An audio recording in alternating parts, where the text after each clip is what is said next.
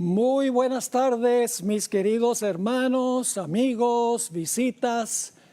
Estoy muy contento de poder compartir con ustedes este último tema de la serie que hemos estado trazando durante el transcurso de esta semana. Ha sido una bendición estar con ustedes.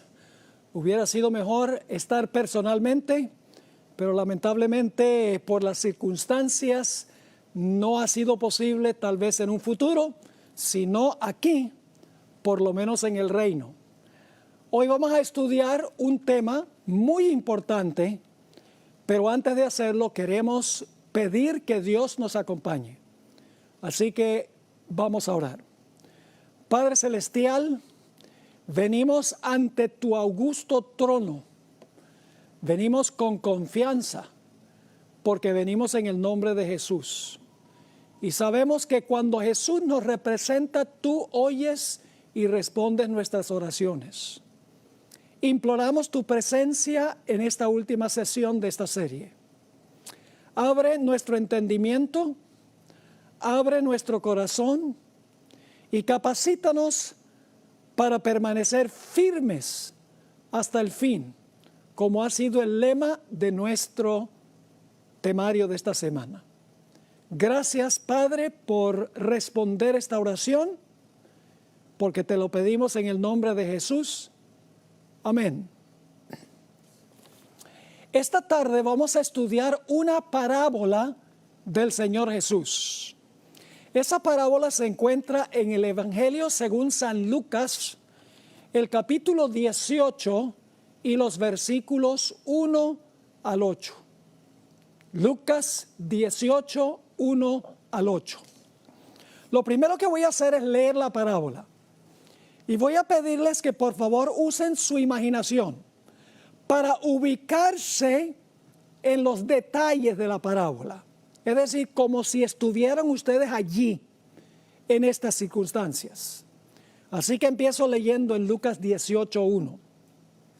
También le refirió Jesús una parábola sobre la necesidad de orar siempre y no desmayar, diciendo: había en una ciudad un juez que ni temía a Dios ni respetaba a hombre.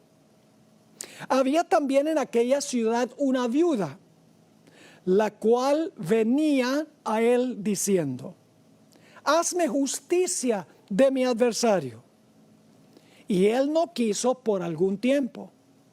Pero después de esto dijo dentro de sí: aunque ni temo a Dios ni respeto a hombre, sin embargo, porque esta viuda me es molesta, le haré justicia, no sea que viniendo de continuo me agote la paciencia. Versículo 6. Y dijo el Señor: oíd lo que dijo el juez injusto. ¿Y acaso Dios no hará justicia a sus escogidos, que claman a él día y noche? ¿Se tardará en responderles? Os digo que pronto les hará justicia. Pero cuando venga el Hijo del Hombre, ¿hallará fe en la tierra? Ahora, esta parábola es supremamente interesante e importante para los que van a vivir al final de la historia. ¿Cuáles son las lecciones que quiso enseñar Jesús con esta parábola? Son dos lecciones. Él mismo lo expresó. En el versículo 1, el Señor Jesucristo dijo que el propósito por el cual enseñó esta parábola fue para enseñarnos de que debemos orar siempre, como dijo el apóstol San Pablo, orad sin cesar, y que no debemos desmayarnos cuando no nos llega la respuesta inmediatamente. Orar siempre y no rendirnos cuando no recibimos una respuesta inmediata a nuestra oración. Ahora, la pregunta clave es: ¿para cuándo se aplica esta parábola? ¿A qué época de la historia? Bueno, no cabe duda que esta parábola es de ánimo para la gente en todas las generaciones, porque siempre ha sido cierto que debemos orar y no desmayar. Es decir, la parábola se aplica a los cristianos de todas las épocas. Pero la parábola tiene una aplicación especial, única, a aquellos que vivirán al final de la historia durante el gran tiempo de angustia. Y alguno podrá preguntar, ¿por qué, pastor? ¿Cómo sabe usted eso? Por el contexto de la parábola. La parábola aparece entre referencias a la segunda venida de Cristo. En el capítulo 17 de Lucas, inmediatamente antes de la parábola, Jesús venía diciendo, como fue en los días de Noé, así será también la venida del Hijo del Hombre. Luego dijo, como en los días de Lot, así será la venida del Hijo del Hombre. Y luego cuenta la parábola.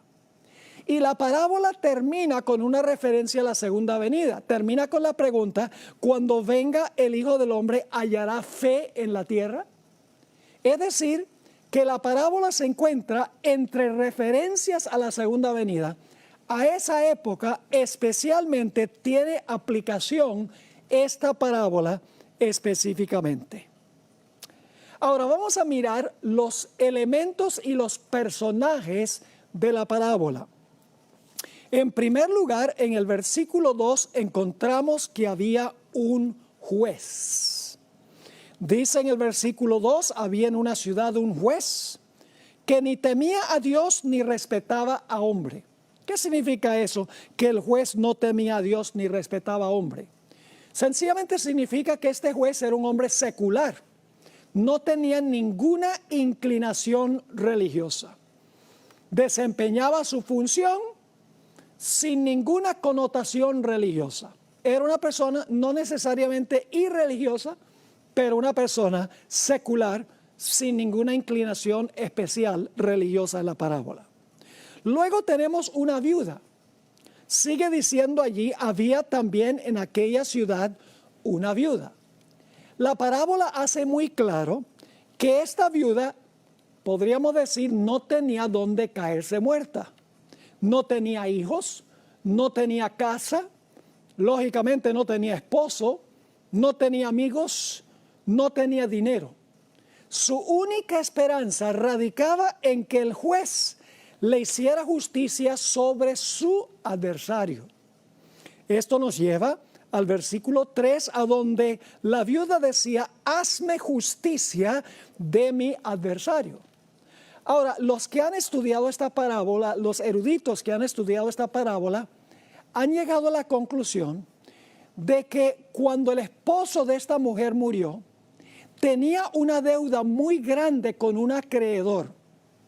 Y cuando murió, como no había pagado la deuda con el acreedor, el adversario le quitó todo lo que tenía el esposo y dejó a la pobre viuda en la calle, sin dinero, sin apoyo, sin nada. Y luego tenemos en la parábola la persistencia de la viuda, el clamor constante de la viuda. Dice en Lucas 18:3 nuevamente que la viuda decía, hazme justicia de mi adversario. El versículo 3 dice, la cual venía a él diciendo, hazme justicia de mi adversario. Ahora, noten que dice que la viuda venía a él pidiéndole que hiciese justicia sobre su adversario. Ahora, el verbo venía es un infinitivo, es decir, es un verbo que describe acciones habituales que ocurrieron en el pasado. Lo que quiere decir es que la viuda no vino una vez y se rindió, porque el verbo no dice que vino al juez, dice venía al juez, un infinitivo que significa que ella venía y venía y venía y venía hasta el punto de dejar fastidiado al juez.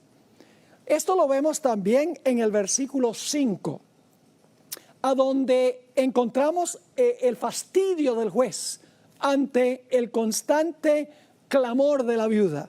Dice el versículo 5, el juez, sin embargo, porque esta viuda me molesta, le haré justicia, no sea que viniendo de continuo me agote la paciencia. Es decir, la viuda era persistente y perseverante. No se rendía. Seguía viniendo y viniendo y viniendo al juez, hasta el punto de finalmente fastidiar al juez. Y él dice, voy a hacer lo que me pide la viuda para quitármela de encima porque ya me tiene molesto. Pero el juez no le respondió inmediatamente.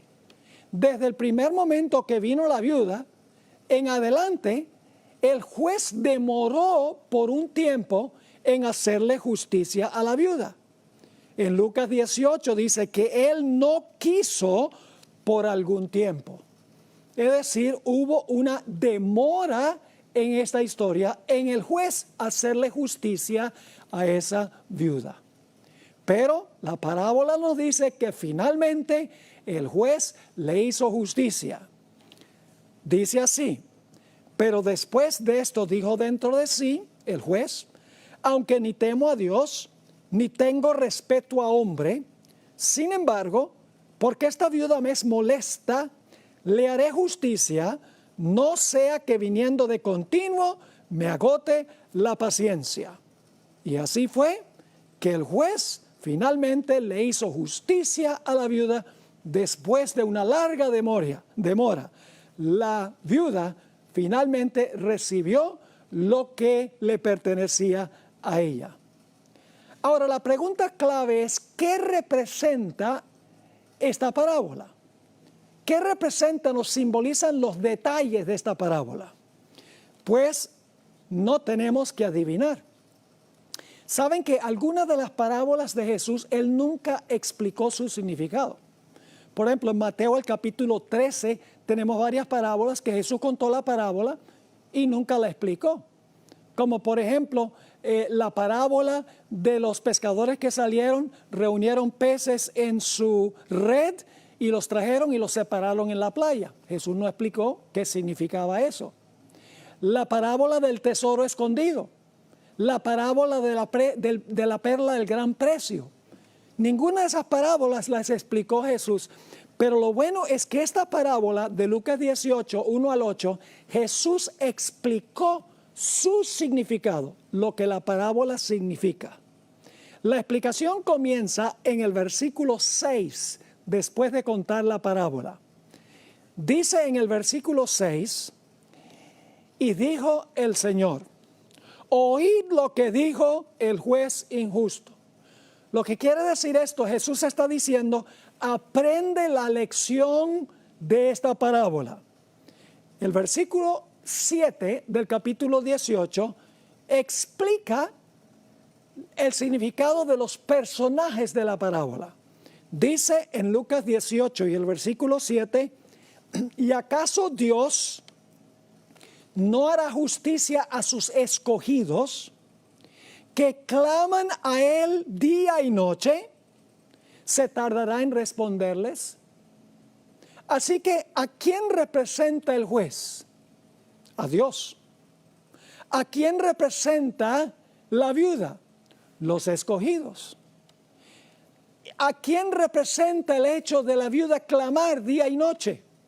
Representa lo que van a hacer los escogidos. ¿Qué representa el hecho de que el juez le hizo justicia a la viuda? Significa que Dios finalmente le va a hacer justicia a sus escogidos. Ahora vamos a mirar un poco más detenidamente este asunto. El juez.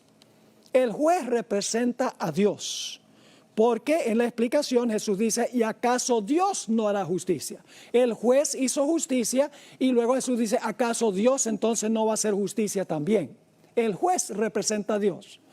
Y yo sé que algunos están pensando y diciendo, pero Pastor Bor, ¿cómo es que un juez que no teme a Dios ni respeta a hombre, un juez secular que no tiene ninguna inclinación religiosa, puede representar a Dios?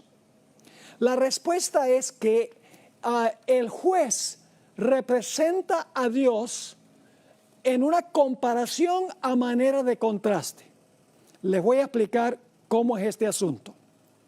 Lo que está diciendo Jesús es que si un juez secular que no teme a Dios ni respeta a hombre, contesta las plegarias de una viuda para quitársela de encima, ¿cuánto más Dios va a responder las plegarias de los escogidos porque los ama?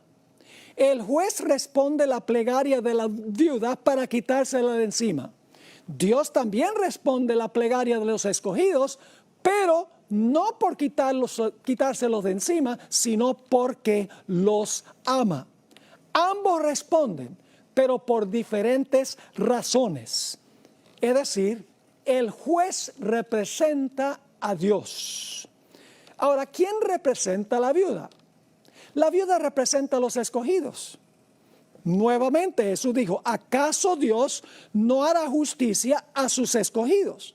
Así que el juez hace justicia a la viuda y Jesús dice que Dios va a hacer justicia a sus escogidos. Los escogidos son representados por la viuda, en otras palabras. Ahora, ¿qué representa una mujer simbólicamente en la Biblia? Yo creo que todos los que están escuchando, por lo menos la vasta mayoría, saben lo que representa una mujer simbólicamente en la Biblia. Una mujer representa la iglesia.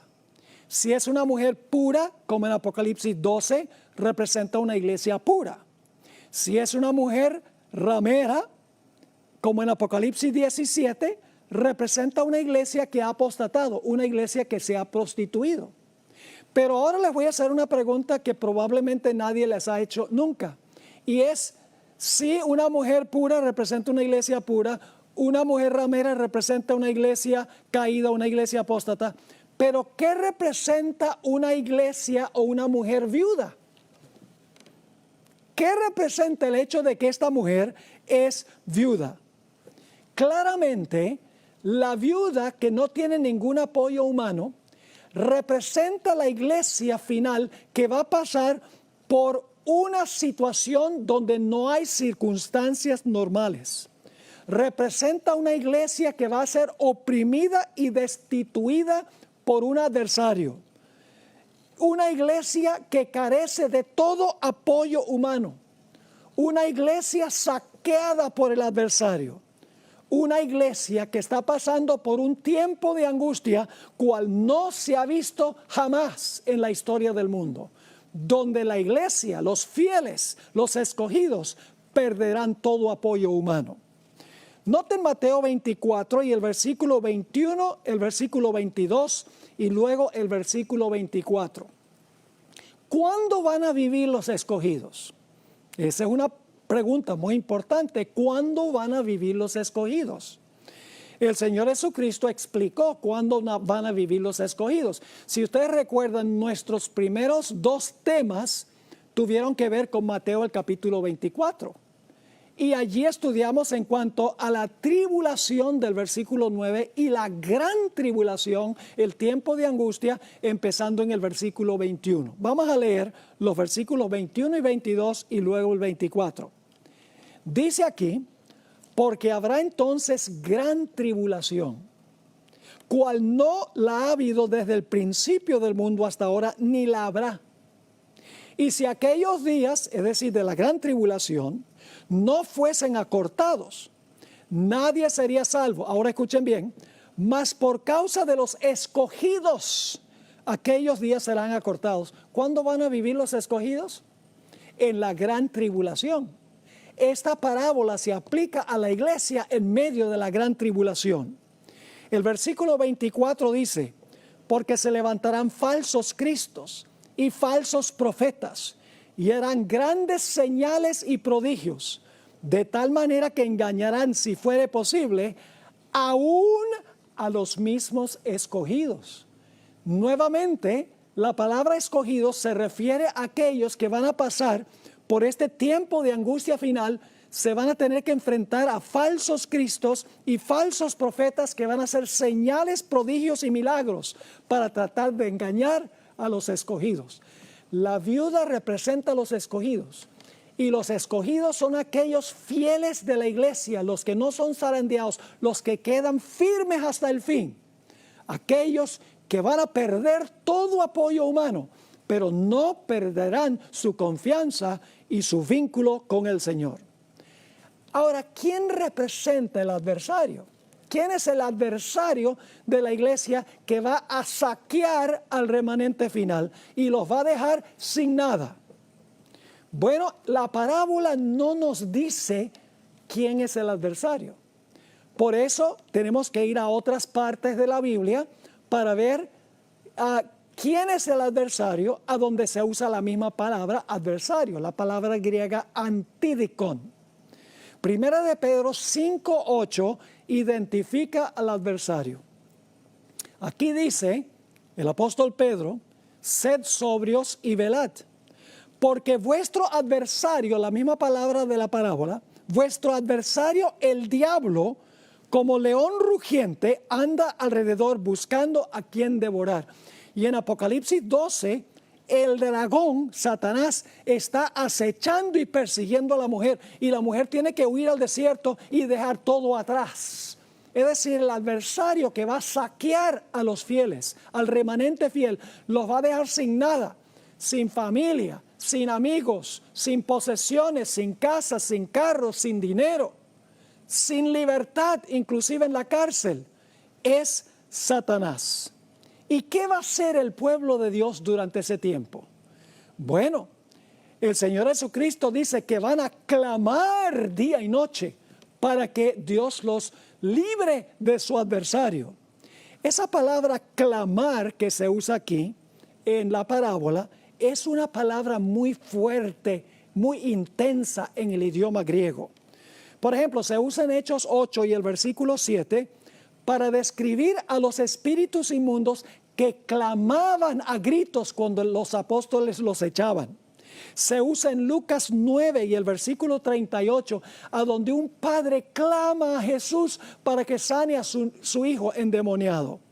Y es la palabra que se usa en Mateo 27:46, a donde Jesús clama a gran voz: Dios mío, ¿por qué me has desamparado?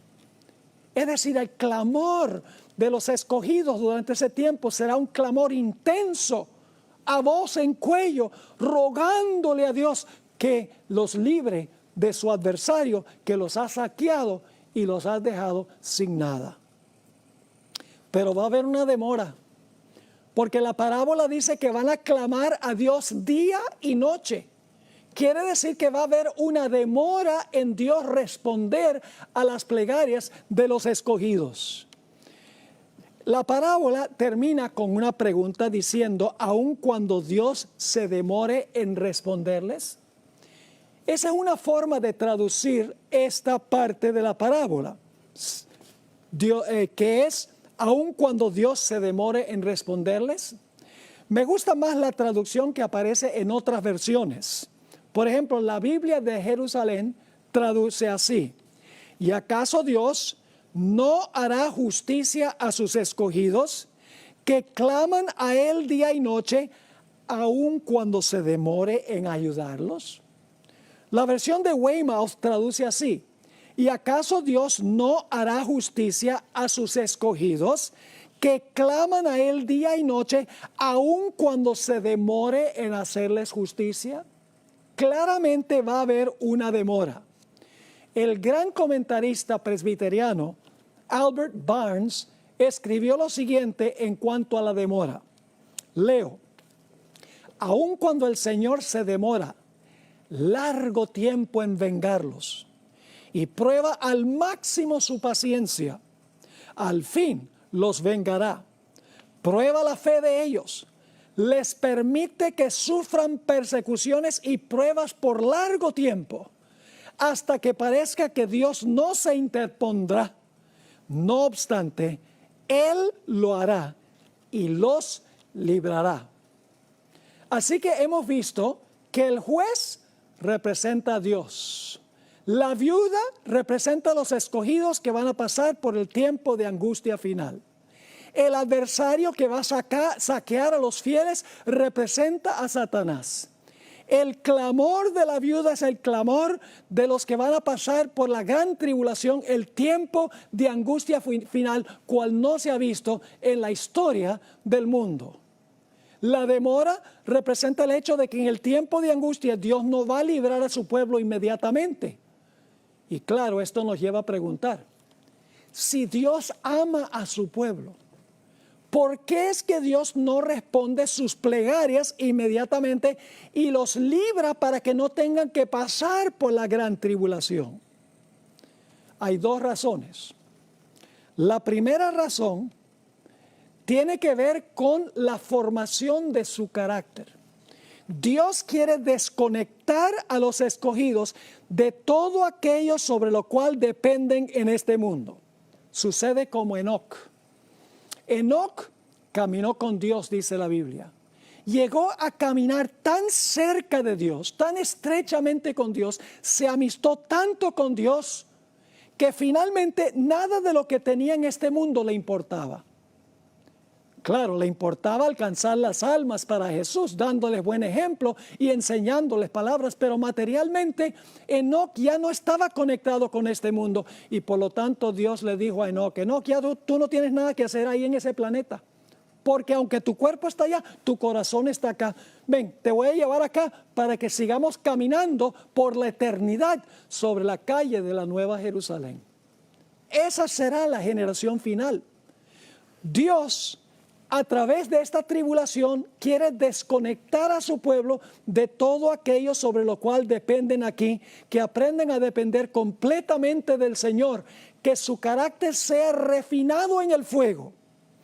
Note lo que dice Job 23 y el versículo 10. Job 23 y el versículo 10.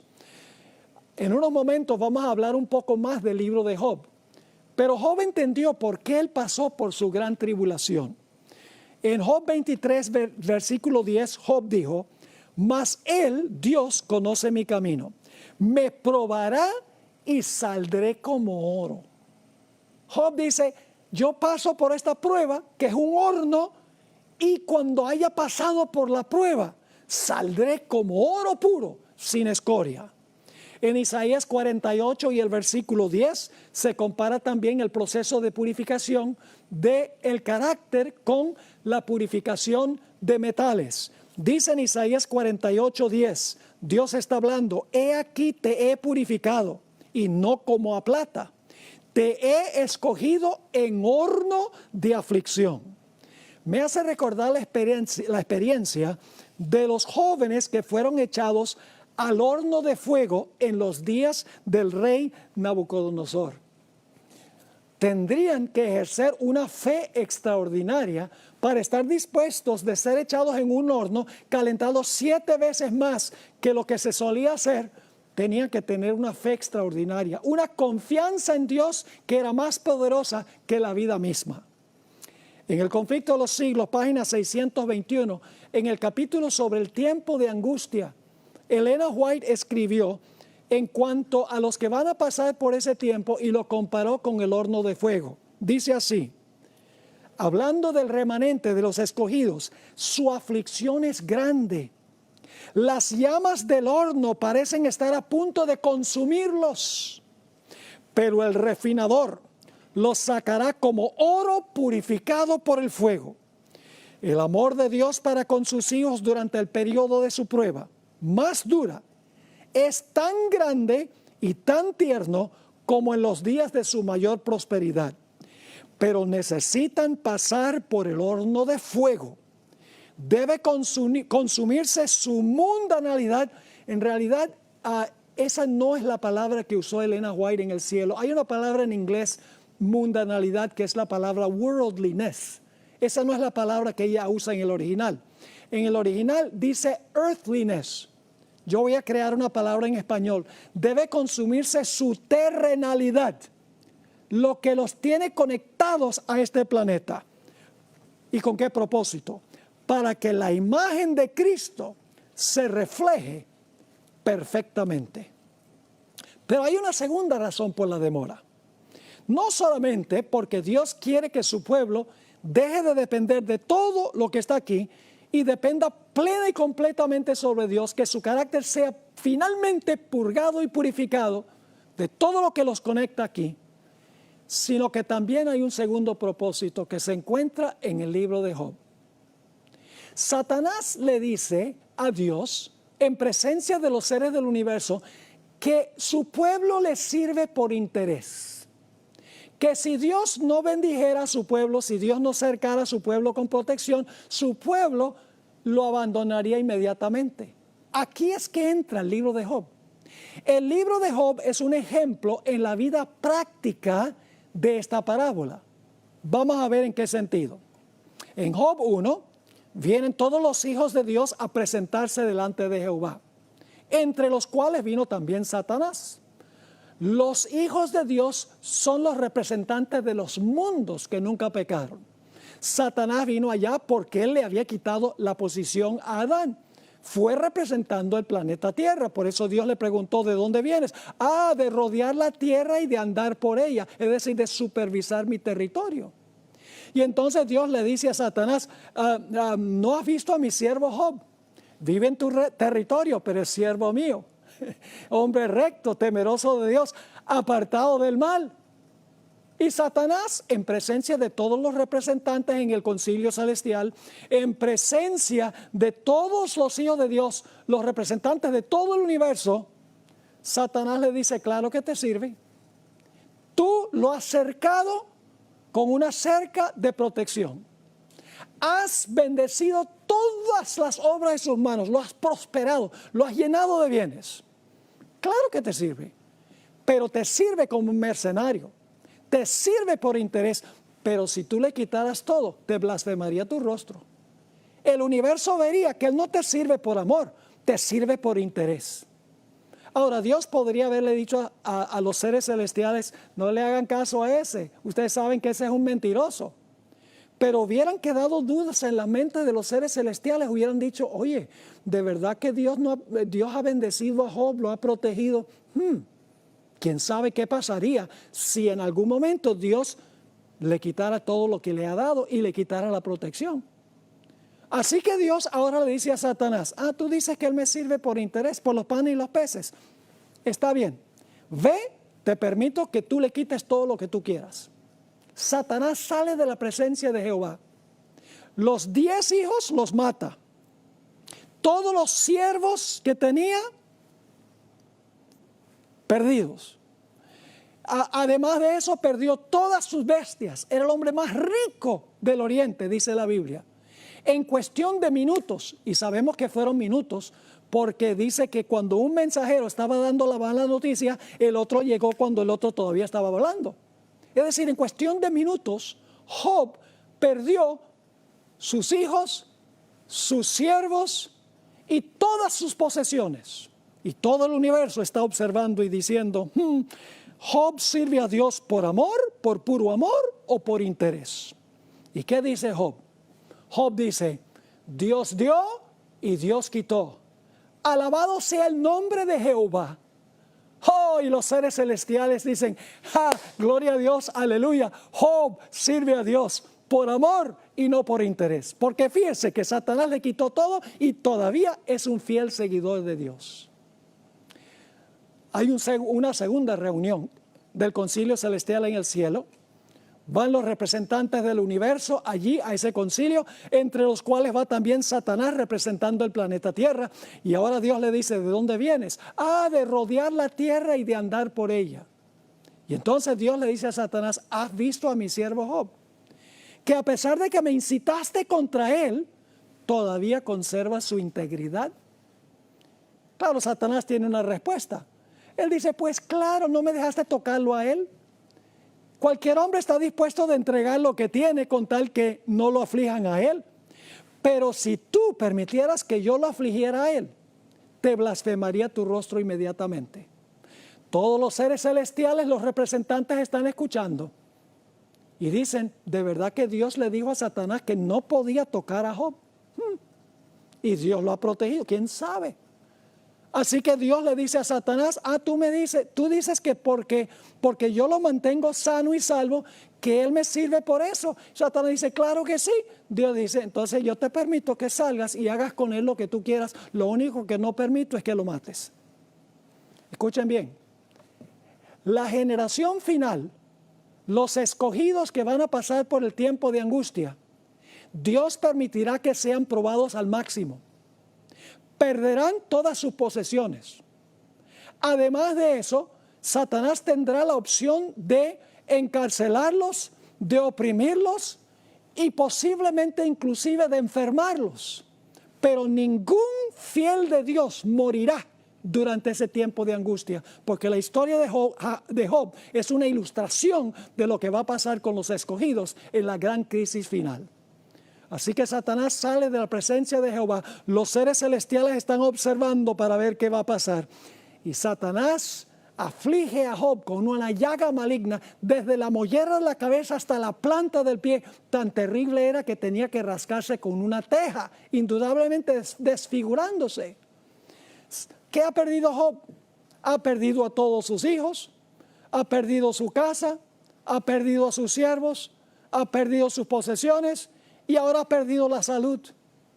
Pero Job, según el capítulo 2, se mantuvo íntegro y fiel al Señor.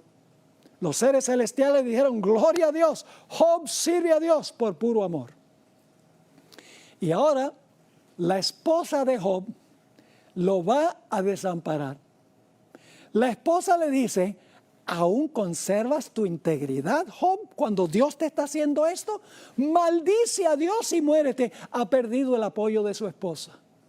Y luego entonces llegan sus 3 amigos predilectos para consolarlo. Y la Biblia dice que empiezan a acusar a Job diciéndole: te está pasando porque eres un grandísimo pecador.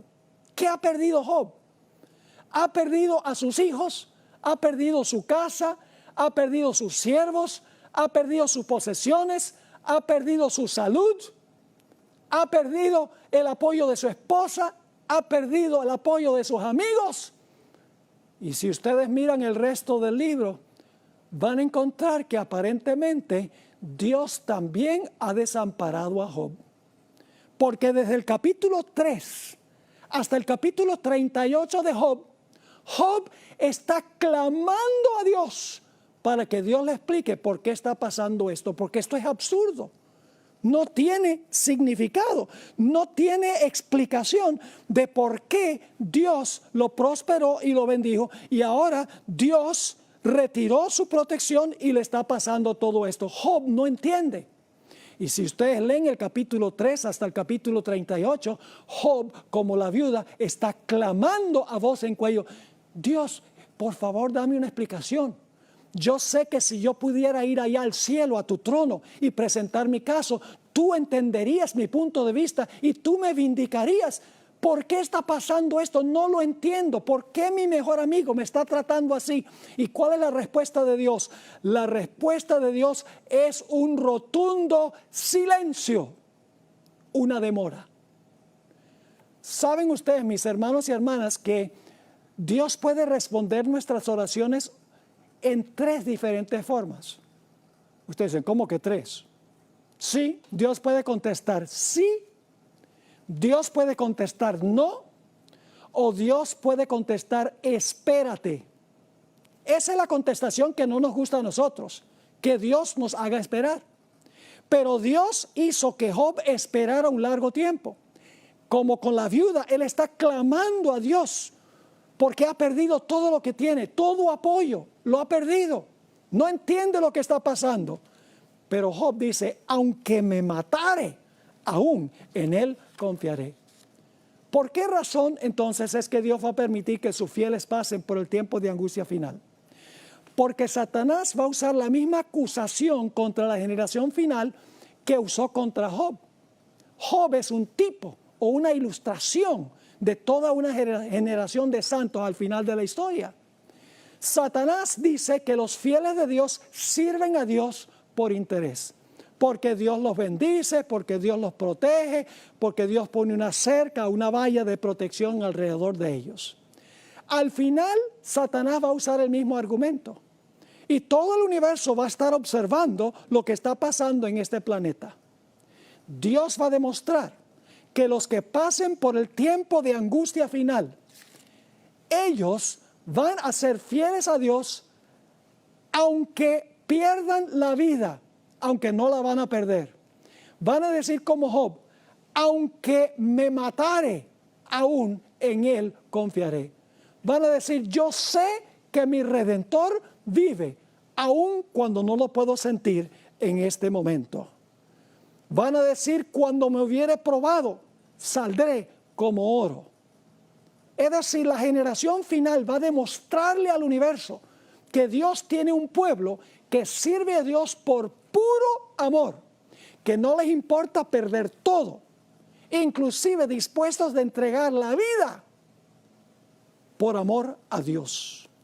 Así que Dios va a permitir que su pueblo pase por esto para darle una demostración de la fidelidad de los fieles durante el tiempo de angustia. ¿Saben ustedes que la más hermosa ilustración de esta historia que contó Jesús, de esta parábola que contó Jesús, se encuentra en la misma vida de Jesús? Vamos a mirar los elementos en la vida de Jesús. ¿Quién sería el juez en el caso de la vida de Jesús que le podía hacer justicia a Jesús? Pues el juez sería su Padre, Dios. ¿A quién representaría la viuda de la parábola que no tenía dónde recostar su cabeza? Jesús. Él mismo dijo, las zorras tienen guarida y las aves nido, el Hijo del Hombre no tiene dónde recostar la cabeza. Y cuando Jesús colgó en la cruz del Calvario, el Señor Jesucristo no tenía nada, ni siquiera la ropa la tenía puesta. Así que el escogido de la parábola es Jesús. ¿Quién es el adversario? El adversario en el caso de Jesús, es Satanás, quien le quitó todo a Jesús lo que tenía. En el huerto del Getsemaní nos dice que Jesús comenzó a entristecerse y angustiarse en gran manera. 3 veces en el huerto le rogó a su padre, fíjense la demora, le ruega a su padre que si es posible le quite la copa de su angustia, porque está pasando por un terrible tiempo de angustia, sudando grandes gotas de sangre. ¿Cuál fue la respuesta de su padre? La respuesta de su padre fue silencio rotundo. En la cruz del Calvario Jesús clamó, Dios mío, ¿por qué me has desamparado? Es decir, en el caso de Jesús, el Padre se demoró en responder a las plegarias de Jesús. Hubo una demora. Así que en el caso de Jesús, el juez es Dios el Padre. El escogido es el Señor Jesucristo. El adversario que saquea a Jesús es Satanás. El tiempo de angustia es el tiempo de angustia que pasó Jesús en el Getsemaní y en la cruz. La demora es que el Padre no le respondió inmediatamente. Noten Hebreos 5 y el versículo 7. Y Cristo, en los días de su carne, es decir, mientras estuvo en esta tierra como ser humano, ofreciendo ruegos y súplicas, con gran clamor y lágrimas. ¿Ven el clamor de la viuda aquí? Así que dice, Cristo en los días de su carne ofreciendo ruegos y súplicas con gran clamor y lágrimas al que le podía librar de la muerte, fue oído a causa de su temor reverente. Yo pregunto, ¿fue oído inmediatamente? Él oró que lo librara de la muerte, pero él murió. La Biblia dice que Cristo murió. Entonces, ¿cómo dice aquí que oró con lágrimas al que le podía librar de la muerte y fue oído? ¿Cuándo fue oído Jesús? Mis queridos hermanos y amigos, después de la demora. Noten Hebreos 5 y el versículo 8, ¿por qué Dios permitió que Jesús pasara por esta experiencia? Dice allí en Hebreos 5 y el versículo 8, y aunque era hijo, por lo que padeció, aprendió la obediencia. Ahora, no significa que Jesús fue desobediente en algún momento. Jesús nunca fue desobediente. Jesús siempre fue obediente a su Padre. Pero cuando las pruebas venían, en ese momento Jesús obedecía. Otra prueba, Jesús obedecía. Otra prueba, Jesús obedecía. El Padre permitió que Jesús pasara por estas circunstancias, según dice el libro de Hebreos, para que aprendiera a depender de su Padre, aún habiendo perdido todo. Ese es el caso de los fieles que van a pasar finalmente por el tiempo de angustia. Ahora le pregunto, ¿Dios finalmente le hizo justicia a Job? Ustedes saben que sí, que al final del libro Dios le dio el doble de lo que había tenido antes. Dios le hizo justicia sobre su adversario. Yo pregunto, Dios el Padre, el juez, le hizo justicia a Jesús, se demoró, Cristo murió, pero hubo un momento en que el Padre libró a Jesús de la muerte, como Jesús había clamado. Noten esta cita en la revista Youth Instructor, mayo 2, 1901. Escuchen cuidadosamente lo que dice el Espíritu de Profecía. Aquel que murió por los pecados del mundo debía permanecer en la tumba por el tiempo establecido. Estaba como prisionero de la justicia divina en esa prisión pedregosa y era responsable ante el juez del universo. ¿Qué era Jesús? ¿Responsable ante quién? Responsable ante el juez del universo. Dice que estaba como prisionero de la justicia divina ahí en el sepulcro. Sigue la cita. Estaba llevando sobre sí los pecados del mundo y solo su Padre lo podía soltar. Yo pregunto, ¿el Padre lo soltó? ¿Cómo no? Ahora, yo sé que algunos están diciendo, pero Pastor Bor, ¿cómo es que el Padre lo soltó? ¿Acaso el Señor Jesucristo no resucitó por la vida que estaba en Él? Noten el capítulo 10 del Evangelio según San Juan, el capítulo 17 y 18. Porque aquí claramente dice en el texto que leímos que solo su Padre lo podía soltar. Es decir, si el Padre no lo hubiera llamado del sepulcro, Jesús hubiera quedado en el sepulcro. Y ustedes dicen, ¿cómo es eso? Lo que pasa es que a veces la gente no lee los pasajes o los textos completos. La gente lee el versículo 17 y 18 de Juan 10, pero se les olvida la última parte del versículo 18. Dice en el versículo 17, Jesús está hablando, por eso me ama el Padre, porque yo pongo mi vida para volverla a tomar. Nadie me la quita, sino que yo de mí mismo la pongo. Tengo poder para ponerla. Ahora escuchen bien, la palabra poder ahí, la traducción poder no es una buena traducción. Hay una palabra poder en griego que es la palabra dunamis, de donde viene nuestra palabra dinamita. Esa no es la palabra aquí. La palabra aquí es exousia, que significa autoridad. Así que Jesús dice, tengo autoridad para poner mi vida y tengo autoridad para volverla a tomar. ¿De dónde recibió Jesús o de dónde sacó Jesús la autoridad para resucitar? Hay que leer la última parte del versículo 18. ¿De dónde recibió Cristo su autoridad para resucitar? Dice, este mandamiento recibí de mi Padre. Ahora déjeme dramatizar lo que sucedió. Muy temprano, el primer día de la semana, esto lo describe el Espíritu de Profecía, descendieron dos ángeles del cielo. Uno de los ángeles removió la piedra, el otro ángel se paró delante del sepulcro y con una voz que sacudió la tierra y rajó las piedras, dijo, oh Hijo de Dios, tu Padre te llama. En ese momento Jesús salió del sepulcro por la vida que estaba en él.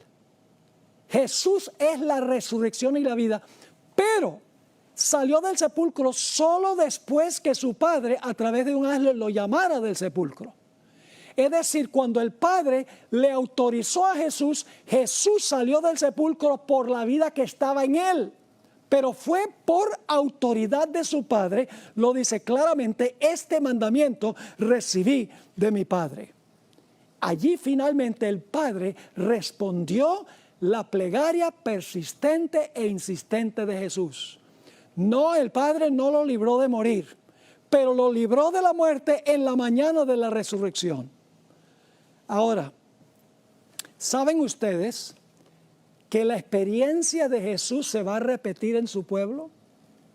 Quiero leerles una cita que no está en español hasta donde yo sepa, yo la busqué. Está en la Review and Herald, abril 14, 1896, a donde la sierva del Señor dice que nosotros vamos a pasar por la misma experiencia por la cual pasó el Señor Jesús. Voy a leerles esa cita ahora. Las fuerzas de las tinieblas se unirán con agentes humanos. ¿Quiénes son las fuerzas de las tinieblas? Satanás y sus ángeles. ¿Se van a unir con quiénes? Se van a unir con agentes humanos que se han entregado al control de Satanás. Y ahora viene la parte clave. Y se revivirán las mismas escenas que ocurrieron cuando Jesús fue juzgado, rechazado y crucificado. Se va a repetir eso. Ya no con Jesús, sino con el pueblo de Jesús, con el cuerpo de Cristo. Sigue diciendo, al entregarse a las influencias satánicas, los hombres se transformarán en demonios. Y aquellos que fueron creados a imagen de Dios, los que fueron formados para honrar y glorificar a su Creador, se convertirán en habitación de dragones. Y Satanás verá en una raza apóstata su obra maestra de maldad. ¿Cuál es esa obra maestra de maldad que va a mostrar a Satanás en una raza apóstata? Seres humanos que reflejan su propia imagen. Es decir, al final de la historia va a haber dos grupos. Un grupo que refleja perfectamente la imagen de Jesús y otro grupo que refleja perfectamente la imagen de Satanás. ¿Pueden ustedes imaginarse cómo será este mundo cuando todos los impenitentes están bajo el control de Satanás? Los vientos ya no son retenidos, se le da rienda suelta a Satanás, solo que Dios dice, puedes hostigar a mi pueblo, puedes hostigar a los escogidos, puedes probarlos al máximo, pero no te permito que mates a ninguno de ellos. Hermanos y hermanas, en este tiempo es que nosotros tenemos que formar esa dependencia sobre nuestro Dios.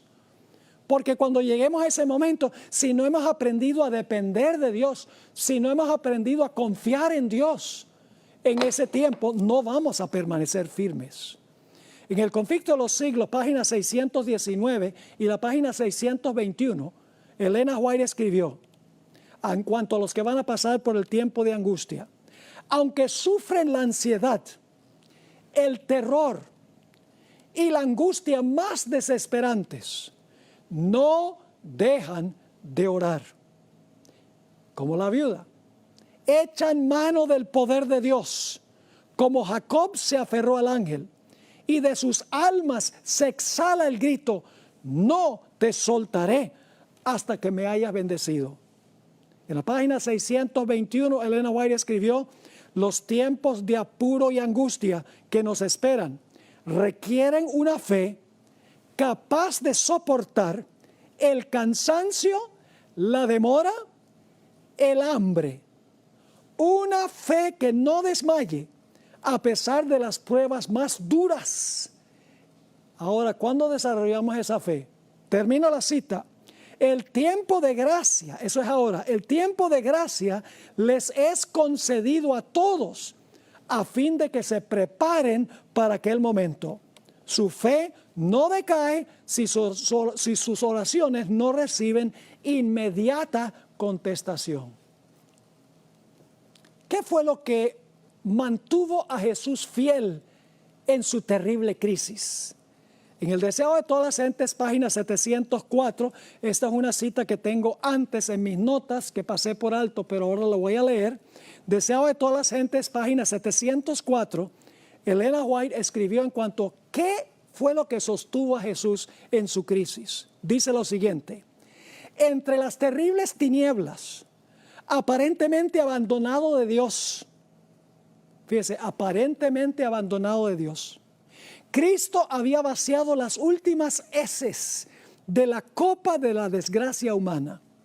En esas horrorosas horas había confiado en la evidencia que antes recibiera de que era aceptado de su Padre. Conocía el carácter de su Padre, comprendía su justicia, su misericordia y su gran amor.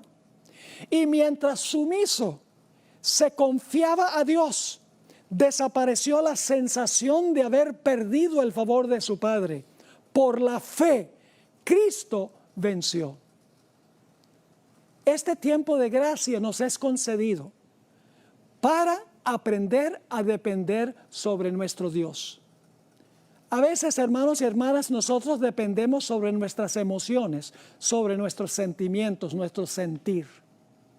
Si nosotros dependemos sobre nuestras emociones y cómo nos sentimos durante ese tiempo, vamos a fracasar. Porque no vamos a sentir la presencia de Dios. Vamos a saber que está presente por fe, pero no porque lo sentimos. Nos guiamos demasiado, hermanos y hermanas, por la forma en que nosotros nos sentimos. Si nos sentimos mal, renegamos de Dios y ¿por qué me está pasando esto? Si las cosas van bien, ¡ay, Dios es tan bueno! Mire cómo Dios me bendice. Pero no debemos depender sobre nuestras emociones, porque va a venir el momento en que nuestras emociones nos van a decir que Dios nos abandonó. Todas las circunstancias van a indicar de que Dios no está presente con nosotros, porque el remanente final lo perderá todo. Por eso tenemos que dejar de ser materialistas. No podemos ser como la esposa de Lot, que estaba enamorada de todo lo que tenía en Sodoma y miró hacia atrás y se convirtió en una columna de sal. Nosotros, hermanos y hermanas, no podemos caer en esa trampa. Nuestro hogar está en el cielo. Nuestra vivienda está en el cielo. Las bendiciones de Dios están para nosotros en el cielo, pero tenemos que pasar por un tiempo de angustia cual nunca se ha visto y tendremos que depender sola y exclusivamente sobre Dios y no sobre nada más. Así que mis queridos hermanos y hermanas, apreciadas visitas, aquellas personas que nos acompañan, hemos llegado ahora al fin de esta serie de temas que he presentado durante esta semana. Es mi oración que nosotros podamos vivir de acuerdo al lema que nosotros hemos adoptado para esta serie de conferencias. Firmes hasta el fin. Que nada ni nadie pueda separarnos del amor de Dios que es en Cristo Jesús, nuestro Salvador. Es mi oración que aprendamos no a depender sobre lo que tenemos, sobre nuestras emociones, sobre la forma que nos sentimos, sino que aprendamos a depender única y exclusivamente sobre Jesús y que aun cuando no sintamos su presencia, por fe sepamos que Él está allí, nos está acompañando, aún en valle de sombra de muerte, está con nosotros y no temeremos mal alguno porque Él estará con nosotros hasta el fin. Esa es mi oración para cada uno de los que han sintonizado esta serie esta semana.